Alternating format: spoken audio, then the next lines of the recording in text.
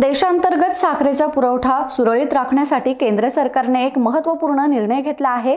एका अधिसूचनेद्वारे सरकारने साखरेच्या निर्यातीवर तात्काळ बंदी लागू केली आहे। यामध्ये कच्ची साखर, पांढरी साखर आणि शुद्ध साखर यांचा समावेश असणार आहे।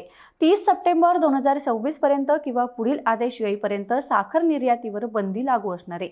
देशांतर्गत बाजारपेठेत साखरेच्या किमतीवरचा दबाव वाढत आहे, त्यामुळे साखर निर्यातीवर निर्बंध घालून देशांतर्गत साखरेचा पुरवठा सुधारेल आणि किमती नियंत्रणात राहतील।